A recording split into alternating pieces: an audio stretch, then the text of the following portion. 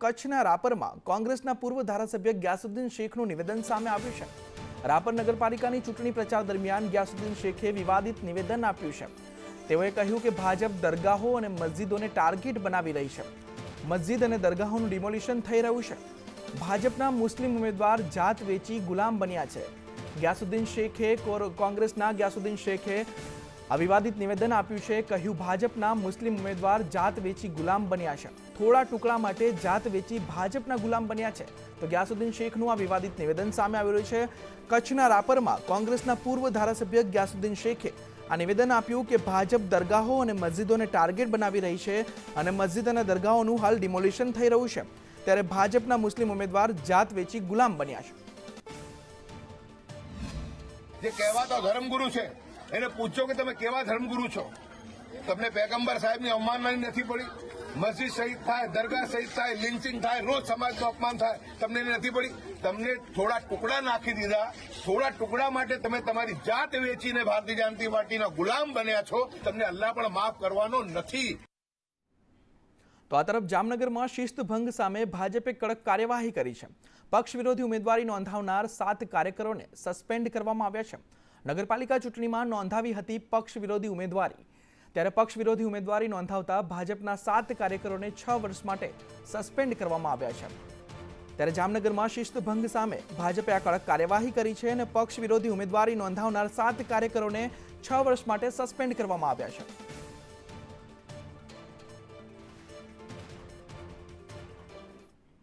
તો આ તરફ વલસાડમાં મહિલા સરપંચના પતિ પર દાદાગીરીના આક્ષેપ લાગ્યા છે। માલવણમાં યુવક પર હુમલો કરી દાદાગીરી કર્યાનો આક્ષેપ ઉઠ્યો છે। જૂની અદાવતને લઈ સરપંચ પતિએ માર માર્યાનો આક્ષેપ પણ લાગ્યો છે। પોલીસને જાણ થતાં ડુંગરી પોલીસે કાર્યવાહી હાથ ધરી છે। ત્યારે માલવણમાં યુવક પર હુમલો કરી દાદાગીરી કર્યાનો પણ મહિલા સરપંચના પતિ પર આક્ષેપ લાગ્યો છે। ત્યારે પોલીસે કાર્યવાહી હાથ ધરી છે, તપાસ શરૂ કરી છે।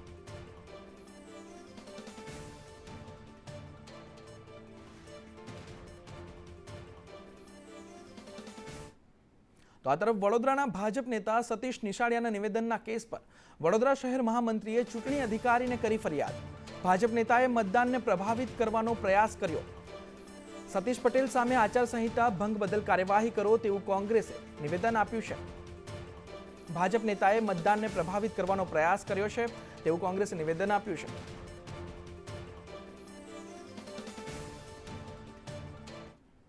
તો આ તરફ રાધનપુર નગરપાલિકાની ચૂંટણીમાં કોંગ્રેસના વાયદા જોવા મળ્યા। મિનરલ પાણીની બોટલો આપી પ્રચાર શરૂ કર્યો છે। કોંગ્રેસે મિનરલ પાણીની બોટલો આપી અને પ્રચારની શરૂઆત કરી છે। કોંગ્રેસ આવશે તો પીવાનું શુદ્ધ પાણી આપશે તેવા વાયદાઓ કર્યા છે। રાધનપુર નગરપાલિકામાં છેલ્લા 10 વર્ષથી કોંગ્રેસનું શાસન, વર્ષોથી રાધનપુરમાં ગટર, રસ્તા અને પાણીની સમસ્યાઓ છે, ત્યારે કોંગ્રેસે આ સમસ્યાઓ હોવા છતાં વાયદાઓ કર્યા છે।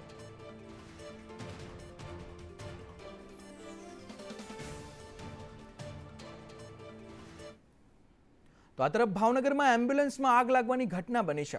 સિવિલ હોસ્પિટલની દિવાલ પાસે એમ્બ્યુલન્સમાં આગ લાગી। પાર્ક કરેલ એમ્બ્યુલન્સમાં અગમ્ય કારણોસર આગ લાગવાની ઘટના બની છે। ત્યારે આગની જાણ થતાં ફાયર વિભાગ ઘટના સ્થળે પહોંચ્યો અને આગને કાબૂમાં લેવાના પ્રયાસો હાથ ધરાયા છે। ભાવનગરમાં પાર્ક કરેલી એમ્બ્યુલન્સમાં અગમ્ય કારણોસર આગ લાગી છે। આગ લાગવાના દ્રશ્યો આપ સ્ક્રીન પર જોઈ રહ્યા છો। ત્યારે ફાયર વિભાગની ટીમ દ્વારા આગ પર કાબૂ મેળવવાના પ્રયાસ હાથ ધરાયા છે।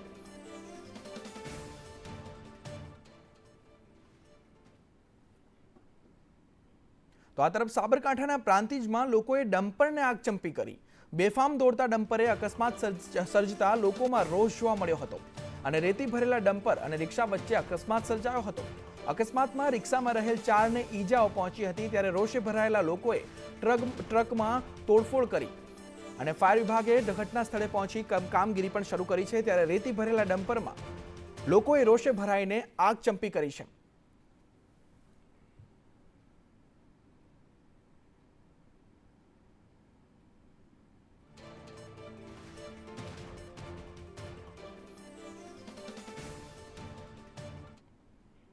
તો આ તરફ મહાકુંભ મેળામાં ગયેલા વાંસદાના યુવાનનું મોત નીપજ્યું છે। વાંસદાના રાણીફળિયા ગામના 35 વર્ષીય યુવકનું મહાકુંભમાં મોત નીપજ્યું છે। સ્નાન કરવા જતા સમયે જ યુવાન ચક્કર ખાઈને ઢળી પડ્યો હતો। ચક્કર ખાઈને ઢળી પડેલા યુવાન વિવેક પટેલનું ઘટના સ્થળે મોત નીપજ્યું છે। યુવાન મહાકુંભમાં ગયો હતો। સંગમ તીર્થમાં સ્નાન કરવા ગયો હતો। તે દરમિયાન ત્યારે જે તે સ્નાન કરવા જાય ત્યારે તેને ચક્કર ખાઈને તે ઢળી પડ્યો હતો અને ત્યારે તેનું ઘટના સ્થળે જ મોત નીપજ્યું હતું. યુવાનના મોત બાદ સાંસદ ધવલ પટેલે સંવેદના દાખવી છે અને મૃતદેહ તુરંત વતન પહોંચે તે માટે સાંસદે વ્યવસ્થા પણ કરી આપી છે.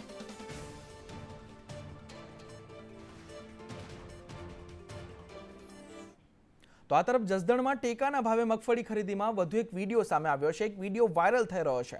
વિડીયોમાં જોવાઈ રહ્યું છે કે ચા પાણીના નામે રૂપિયા માંગતો આ વિડીયો છે. ગઈકાલે પણ રૂપિયા માંગતો વિડીયો સામે આવ્યો હતો. સિલાઈ માટે રૂપિયા માંગતો વિડીયો સામે આવ્યો હતો. ત્યારે હવે આ ચા પાણીના નામે રૂપિયા માંગતો વિડીયો સામે આવી રહ્યો છે. ત્યારે સંદેશ ન્યૂઝ વાયરલ વિડીયોની પુષ્ટિ કરતું નથી. જસદણમાં ટેકાના ભાવે મગફળી ખરીદીનો મામલો છે અને ગઈકાલે મગફળી બોરીની સિલાઈ કરવા ખેડૂતો પાસે 200 રૂપિયા લેતા હોવાનો વિડીયો સામે આવ્યો હતો. વિડીયો વાયરલ થયો હતો.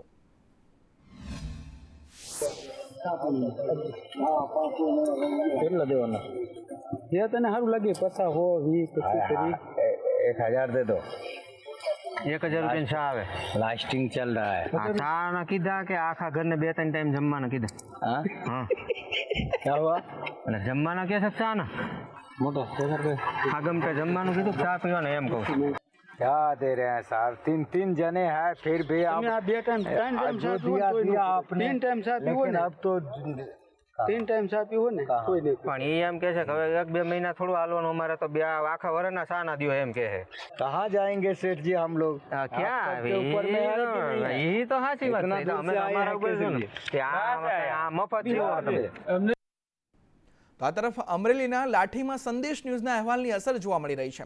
લાઠી મામલતદાર કચેરીમાંથી દારૂની બોટલો હટાવવામાં આવી છે. મામલતદાર કચેરીની સાફ સફાઈ શરૂ કરવામાં આવી છે. સંદેશ ન્યૂઝે ગઈકાલે અહેવાલ પ્રસારિત કરતા તંત્ર હરકતમાં આવ્યું છે અને સંદેશ ન્યૂઝના અહેવાલની આ ધારદાર અસર જોવા મળી રહી છે કે સફાઈ કામગીરી હાથ ધરવામાં આવી છે. દારૂની બોટલો હટાવવામાં આવી છે. સંદેશ ન્યૂઝે ગઈકાલે જ અહેવાલ પ્રસારિત કર્યો હતો. તેમાં તમામ દ્રશ્યો તેમાં તમામ વિગતો બતાવવામાં આવી હતી.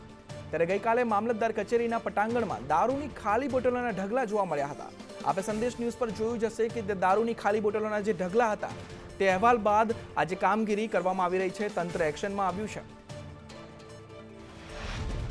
સંદેશ ન્યૂઝની ધારદાર જે છે અસર લાઠી મામલતદાર ઓફિસમાં જોવા મળી છે. ગઈકાલે જ લાઠી મામલતદાર કચેરીની અંદર દારૂની ખાલી બોટલોના જે ઢગલાબંધ જોવા મળી હતી તેને લઈને સંદેશ ન્યૂઝમાં ગઈકાલે એક અહેવાલ પ્રસારિત કરવામાં આવ્યો હતો અને ત્યારબાદ મામલતદાર કચેરી તથા તંત્ર વહીવટીતંત્ર જે છે એક્શન મોડમાં આવ્યું છે અને હાલ મામલતદાર કચેરીની જે પટાંગણ છે તેમાં સાફ સફાઈ નગરપાલિકા દ્વારા હાથ ધરવામાં આવી છે. તમામ જે બોટલો ખાલી હતી તેને અહીંયાથી ઉઠાવી લેવામાં આવી છે અને નગરપાલિકા દ્વારા હાલ જે છે એ લાઠી મામલતદાર કચેરીની સાફ સફાઈ જે છે હાથ ધરવામાં આવી છે. પ્રદીપ ઠાકર, સંદેશ ન્યૂઝ, લાઠી. તો જૂનાગઢમાં મહાશિવરાત્રિને લઈ સાધુ સંતોની બેઠક યોજાઈ. પ્રાથમિક સુવિધાઓને લઈને વહીવટી તંત્ર કરાશે સૂચન.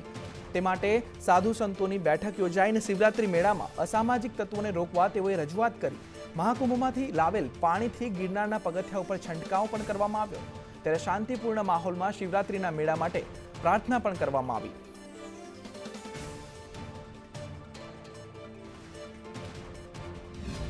મુખ્યત્વે તો એમાં રોડ, પાણી, લાઇટ, સંડાસ, બાથરૂમ અને એ જ બધી વાતો આવે ટ્રાફિક લઈને એની બધી વાતો અને પાસ આપવામાં કોઈ પણ ભેદભાવ ના કરે, જગ્યાધારીઓ છે એને પહેલા પ્રાધાન્ય આપવામાં આવે એવી આગ્રહ સાથે આ બધી વાત કરી છે.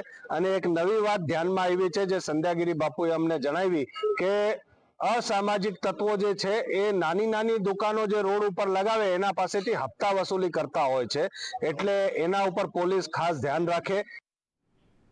વાત અમદાવાદની કરીએ તો અમદાવાદમાં 3 બ્રિજ પર બ્યુટિફિકેશનની કામગીરી થશે. 65.22 કરોડના ખર્ચે બ્યુટિફિકેશનની કામગીરી કરાશે. દધીચી, ગાંધી અને સરદાર બ્રિજ પર આ કામગીરી કરવામાં આવશે. થીમ બેઝ રેલિંગ અને લાઇટ વેઇટ સ્ટ્રક્ચર લાઇટિંગ કરાશે. 1.5 વર્ષમાં કામગીરી પૂર્ણ કરવાનો મનપાનો અંદાજ પણ છે. ત્યારે અમદાવાદમાં 3 બ્રિજ પર બ્યુટિફિકેશનની કામગીરી થશે. તે 3 બ્રિજ છે દધીચી, ગાંધી અને સરદાર બ્રિજ. આ ત્રણેય બ્રિજ પર 65.22 કરોડના ખર્ચે બ્યુટિફિકેશનની કામગીરી કરાશે. Theme base railing, light weight structure અને લાઇટિંગ કરવામાં આવશે અને 1.5 વર્ષમાં કામગીરી પૂર્ણ કરવાનો અંદાજ પણ મહાનગરપાલિકાનો છે. અમદાવાદ શહેરમાં સાબરમતી નદી ઉપર આવેલ સરદાર બ્રિજ, ગાંધી બ્રિજ તેમજ દધીચી બ્રિજ ઉપર અમદાવાદ શહેરના બ્યુટિફિકેશન અને અમદાવાદ શહેરનું સારી લાઇટિંગ બેઝ સ્ટીલ સ્ટ્રક્ચર બદલવાના અને આખું જે વાર તહેવારે આપણે લાઇટિંગ બ્રિજ ઉપર કરવી પડતી હશે એનાથી આપણને છુટકારો મળશે અને સારામાં સારા બ્રિજ જોવાલાયક અત્યંત આધુનિક ટેકનોલોજી સાથે થીમ બેઝથી ત્રણેય બ્રિજનું બ્યુટિફિકેશનનું કામ આજ કમિટીમાં મંજૂર કર્યું. તો વાત સુરતની કરીએ તો સુરત શહેર પોલીસ દ્વારા હેલ્મેટ જાગૃતિ કાર્યક્રમ યોજવામાં આવ્યો. શહેરના અલગ અલગ ઉદ્યોગો અને ઇન્ડસ્ટ્રીઝના લોકો કાર્યક્રમમાં ઉપસ્થિત રહ્યા. ડાયમંડ ટેક્સટાઇલ અને જીઆઈડીસી ઇન્ડસ્ટ્રીઝના અગ્રણીઓ આ કાર્યક્રમમાં હાજર રહ્યા. આગામી 15 ફેબ્રુઆરીથી શહેરમાં હેલ્મેટ અંગેની કડક અમલવારી કરવામાં આવશે. જે પહેલા ઇન્ડસ્ટ્રીઝમાં કામ કરતા વર્કરો ફરજિયાત હેલ્મેટ પહેરે તેવી પોલીસ દ્વારા અપીલ પણ કરવામાં આવી. અન્યથા ઇન્ડસ્ટ્રીઝમાં કામ કરતા કર્મચારી અને વર્કરને હેલ્મેટની વ્યવસ્થા કરી આપે તેવી પણ પોલીસ દ્વારા અપીલ કરવામાં આવી કે જો હેલ્મેટ ના હોય તો તેમને વ્યવસ્થા કરી આપે પણ ફરજિયાત હેલ્મેટ પહેરવામાં આવે. ઇન્ડસ્ટ્રીઝમાં હજારોની સંખ્યામાં વર્કર્સ આપણા કામ કરતા હોય છે, એના સ્ટાફ બહુ મોટો હોય છે. તો આ બધા અમારા લોકોની જો વાતો છે કે હેલ્મેટ બધા લોકો ફરજિયાત પહેને, જેટલા બી ટુ વ્હીલર, કારણ કે જેટલા બી કારખાનાઓમાં કામ કરવા માટે આવે છે મેક્સિમમ લોકો જો ટુ વ્હીલરવાળા હોય છે. તો આ લોકો આપણે જઈને આપણે ફેક્ટરીમાં તમામ વર્કર્સને વાત કરે કે ફરજિયાત આ લોકો હેલ્મેટ પહેરે, સાથોસાથ જેના પાસે નથી સગવડતા એના હેલ્મેટ બી આ લોકો આપે જોઈએ. તો આ આશયથી આજની મિટિંગ હતી. તો આ તરફ એસટી વિભાગે કર્મચારીલક્ષી મહત્વનો નિર્ણય લીધો છે. કર્મચારીના અવસાનના કિસ્સામાં ચૂકવાતી સહાયમાં વધારો કરવામાં આવ્યો છે. ચાલુ ફરજે મૃત્યુના કિસ્સામાં 14 લાખ સહાય ચૂકવાશે. વાહન વ્યવહાર મંત્રી હર્ષ સંઘવીએ આ જાણકારી આપી છે અને અત્યાર સુધી 4 થી 6 લાખ સુધીની સહાય ચૂકવાતી હતી તે હવે વધારીને કુલ 14 લાખ રૂપિયાની સહાય ચૂકવાશે. ત્યારે એસટી વિભાગનો કર્મચારીલક્ષી આ મહત્વનો નિર્ણય સામે આવી રહ્યો છે કે અવસાનના કિસ્સામાં અગાઉ 4 થી 6 લાખ સુધીની સહાય ચૂકવાતી હતી તે હવે 14 લાખની સહાય ચૂકવવામાં આવશે.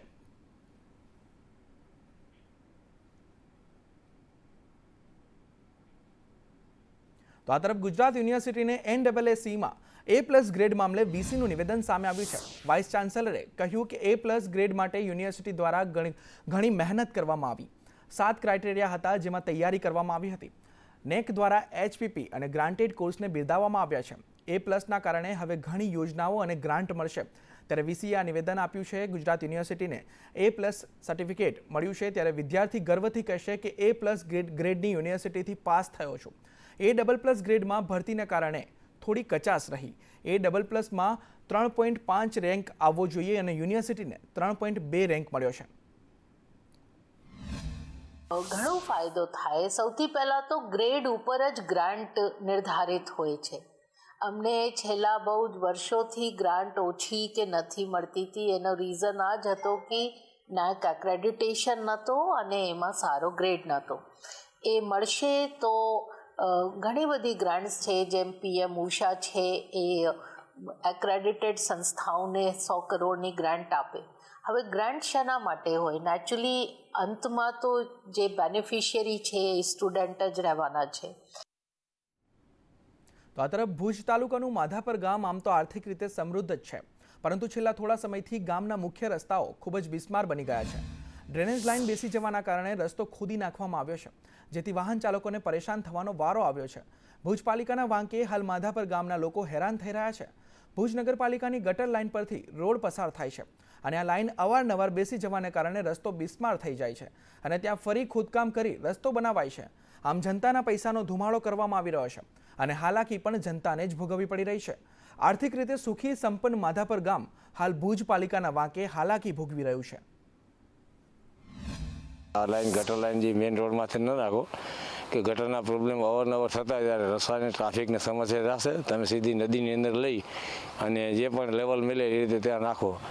પણ ત્યારે પણ સરકારે એ બહુ ધ્યાન ઉપર ન લેતા અને ત્યારે સિમેન્ટ લાઈન નાખી ગટરની 2005માં ત્યારે પણ પંચાયતે નવા આશે એમને સરકારને નગરપાલિકાને બધાને પત્ર લખેલા કે ભાઈ PVC લાઈન નાખો જેથી કરીને મુખ્ય લાઈને મેઇન રોડ ઉપર લાઈને જેથી કરીને આવનાર ભવિષ્યમાં સમસ્યા ઓછી થાય. પણ ત્યારે પણ સિમેન્ટની લાઈન નાખવામાં આવી. ત્યાર પછી છેલ્લા 10 વર્ષથી એ લાઈનની અંદર સતત મેન્ટેનન્સ ચાલતું. વરસાદ આવે એટલે અંદર જે લાઈનો જે સિમેન્ટની લાઈનો ગટરના પાણીને સાહેબ ખવાઈ જતી હોય. માધાપર નવાવાસ ગ્રામ પંચાયત વિસ્તારમાં ગાંધી સર્કલથી પોલીસ ચોકી એક ગ્રામ પંચાયત નવાવાસનો વિસ્તાર છે. એમાં અત્યારે એક ભુજ નગરપાલિકા ગટર પસાર થાય છે. એ વારંવાર ચાલતી હોવાથી અત્રેથી નગરપાલિકાને રજૂઆત કરતાં એ લોકોએ જે રિપેરિંગનું કામ ચાલુ છે અને કામ નગરપાલિકાના કોન્ટ્રાક્ટર દ્વારા કરવામાં આવે છે. સર 3 મહિનાથી આ સમસ્યા છે, કંઈક ને કંઈક માથા પર વાસીઓ મુશ્કેલીનો સામનો. હા, અમારી પાસે પણ ઘણી રજૂઆત આવે છે, પણ અમે એ રજૂઆત નગરપાલિકાને પણ મોકલાવેલ છે અને માન્ય સાંસદ સભ્યશ્રી ચાવડા સાહેબ, માન્ય કેશુબાપા ધારાસભ્યશ્રીને પણ રજૂઆત કરે છે કે આ પ્રશ્નનો વહેલી તકે નિકાલ થાય. તો રાજ્યભરમાં આરટીઓના ટેકનિકલ ઓફિસર એસોસિએશન દ્વારા જૂના પડતર પ્રશ્નોના ઉકેલ માટે ઘણા દિવસોથી ઠેર ઠેર વિવિધ રીતે પ્રદર્શન યોજવામાં આવી રહ્યા હતા. ત્યારે આજે સરકાર દ્વારા પડતર પ્રશ્નોના ઉકેલ લાવવાની બાંહેધરી આપવામાં આવતા ભાવનગર આરટીઓના ટેકનિકલ ઓફિસર કામ પર પરત ફર્યા છે. એસોસિએશન તથા વાહન વ્યવહાર કમિશનર કચેરી ખાતે થયેલી મીટિંગમાં તમામ મુદ્દાઓનું સુખદ નિરાકરણ આવેલ છે તથા અમુક મુદ્દાઓ માટે સમય માગવામાં આવેલ છે, જેથી અમારા તમામ પ્રકારના ટેકનિકલ કર્મચારીઓ કામે લાગી ગયા છે. તો આ તરફ ડાંગ જિલ્લામાં વૃદ્ધ વિધવા બહેનો દિવ્યાંગોના પેન્શનમાં વધારાની માંગ ઉઠી છે. સાથે જિલ્લા કલેક્ટરને આવેદનપત્ર પણ પાઠવવામાં આવ્યું. સુબીરથી આહવા સુધી 30 કિલોમીટર રેલી કાઢી કલેક્ટર કચેરી ખાતે ધરણા યોજવામાં આવ્યા હતા. સાથે જ જિલ્લામાં સ્થાનિક કક્ષાએ તેઓને રોજગારી મળે એવી માંગ પણ કરવામાં આવી છે. જો આગામી દિવસોમાં માંગ નહીં સંતોષાય તો કલેક્ટર કચેરીને તાળા બંધ કરી આમરણાંત ઉપવાસ ઉપર બેસવાની ચીમકી પણ બીએસપી પ્રમુખે ઉચ્ચારી હતી. આહવા તાલુકા સુધી 35 કિલોમીટર ત્યાંથી અમે આવીને કલેક્ટર સાહેબને આવેદનપત્ર આજે આપ્યું. તેમાં વૃદ્ધ પરિવારની પેન્શન વધે, દિવ્યાંગ પરિવાર માટે પેન્શનનો વધારો થાય અને વિધવા બહેનો માટે પેન્શનનો વધારો થાય અને સ્થાનિક જગ્યા રોજગારી મળે તેના માટે આજે અમે રેલીના સ્વરૂપે આવી અને આવેદનપત્ર આપેલ છે. જો સરકાર આના ઉપર ધ્યાન ના આપવામાં આવે તો અમે આવનાર સમય મોટી સંખ્યામાં 2 મહિનાનું મુદત આપી છે. ત્યાર પછી અમે કલેક્ટર કચેરીએ તાળો લગાવીશું તેવી બી અમે જાહેરાત કરેલ છે. તો આ તરફ ખેડા જિલ્લામાંથી વિભાજન બાદ આણંદ જિલ્લો અસ્તિત્વમાં આવ્યાના 28 વર્ષ પછી આધુનિક સુવિધા ધરાવતી જિલ્લા કક્ષાની મધ્યસ્થ જેલનું નિર્માણ કામ ચાલી રહ્યું છે, જે અંતર્ગત આજે જેલ વિભાગના ડીજીપી સહિત ઉચ્ચ અધિકારીઓએ મધ્યસ્થ જેલની કામગીરીની समीक्षा કરી હતી. निर्माण हो रहा है, आपने यहाँ पे भी मीडिया कर्मी. हाँ, आनंद जिला जेल का यहाँ पे निर्माण हो रहा है और टूंक समय में इसका लोकार्पण करने का हमारा इरादा है. और जो कामगिरी जो हुआ है उसको देखने के लिए हम लोग आज विजिट किए हैं. તો આ તરફ થાનગઢ સ્થાનિક સ્વરાજની ચૂંટણી પહેલા સિરામિક ઉદ્યોગના પ્રાથમિક પ્રશ્નોને લઈ બેઠકનું આયોજન કરવામાં આવ્યું હતું, જેમાં સિરામિક એસોસિએશન મંત્રી મુળુભાઈ બેરા તેમજ સ્થાનિક ધારાસભ્યો બેઠકમાં હાજર રહ્યા હતા, જેમાં રસ્તા, વીજળી, ગેસના ભાવને લઈ રજૂઆત કરી આવેદનપત્ર પણ આપવામાં આવ્યું હતું. એક દાયકો વીતી ગયો છતાં કહેવામાં આવે છે કે વિકાસ નથી થયો. વિકાસમાં તો રોડ, રસ્તાઓ છે, પછી હમણાં ગામડામાં સૌની યોજના દ્વારા તળાવ ભરવાની પણ યોજના છે અને તમે જુઓ તો અત્યારે તમે એમ કહો છો કે રોડ નથી બન્યા, તો થાનથી ચોટીલા આપણો જે રોડ છે એ પણ ડામરનું કામ શરૂ થયું છે અને સરાથી ચોટીલા સુધી 4 લાઇન કઈ રીતે થઈ શકે એના માટે 1 મહિના પહેલાં માનનીય મુખ્યમંત્રી શ્રી ભૂપેન્દ્રભાઈ પટેલને રૂબરૂ રજૂઆતો કરવામાં આવી છે. પછી થાનથી વાંકાનેર સુધી 4 લાઇન બને એના માટે પણ રજૂઆતો કરવામાં આવી છે. પહેલો પ્રશ્ન અમારો જીબીનો પ્રશ્ન છેલ્લા 5 વર્ષથી છે. બાયફોર્કેશન કરીને રૂરલ અને ટાઉન 2 સબ-ડિવિઝન 5 વર્ષની માગણી છે. પહેલો પ્રશ્ન એ અમે આપ્યો છે. બીજા રોડ રસ્તાનું મોરબી થાનથી વાંકાનેર, સરાવારો અને ચોટીલાવાળા એ રોડનો જે પ્રશ્ન હતો એ આપેલો છે. થાનગઢમાં આપણે આ નગરપાલિકાની ચૂંટણી માટે સિરામિક ઉદ્યોગ છે અને એસોસિએશન સાથે ખાસ કરીને પ્રબુદ્ધ નાગરિકો સાથે આજે વિચાર ગોષ્ઠીનો એક કાર્યક્રમ રાખવામાં આવ્યો હતો. અહીંયા થાનના વિકાસ માટે આવનારી નગરપાલિકાની ચૂંટણીમાં મજબૂત ટીમ અહીંથી ચૂંટાય અને બધી જ સીટો જીતે એના માટે અહીંના સ્થાનિક ધારાસભ્યશ્રી, આપણા જિલ્લાના અન્ય ધારાસભ્ય કીર્તિભાઈ, પ્રકાશભાઈ, સંગઠનના હોદ્દેદારો બધા ઉપસ્થિત રહ્યા હતા. તો આ તરફ બોરસદ એપીએમસીમાં ખેડૂત વિભાગની 10 બેઠકો માટે આજે ચૂંટણી યોજાઈ હતી, જેમાં 98.24% મતદાન નોંધાયું હતું. ભાજપ અને કોંગ્રેસ સમર્પિત 20 ઉમેદવારોનું ભાવિ આજે મતપેટીમાં સીલ થયું છે.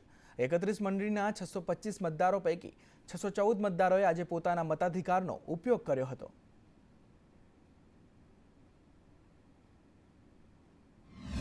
જે આપણે ટીએમસી બોરસદની ખેડૂત વિભાગની 10 બેઠકો માટે મતદાન થવાનું છે. તે માટે કુલ 20 ઉમેદવારો ઊભેલા છે અને એ 20 ઉમેદવારો માટે કુલ 625 મતદારો છે. તો આપણે સવારે 9 વાગ્યાથી જે મતદાન શરૂ થયું છે તો ત્યારથી લઈને અત્યાર સુધીમાં કુલ 614નું મતદાન થયેલું છે. 625 પૈકી 614નું મતદાન થયેલું છે. તો આ તરફ સુરત સાયણ સુગરમાં સપ્ટેમ્બર-ઓક્ટોબર શેરડી રોપાણ વિવાદ જોવા મળ્યો. સુગર મિલના વિરોધી ડિરેક્ટર અને ખેડૂતોની બેઠક મળી હતી. સુરત જિલ્લાના ખેડૂતો માટે આશીર્વાદરૂપ ગણાતી સાયર સુગર મિલની વ્યવસ્થાપક કમિટીના સભ્યોનો અંદરોઅંદર ખટરાક સામે આવ્યો છે.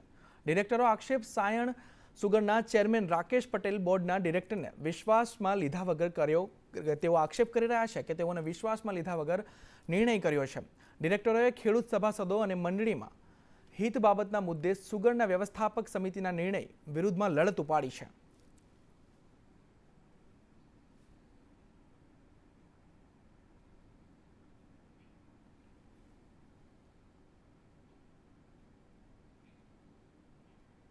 તો આ તરફ કોંગ્રેસ નેતા ગ્યાસુદ્દીન શેખના નિવેદનથી રોષ જોવા મળી રહ્યો છે.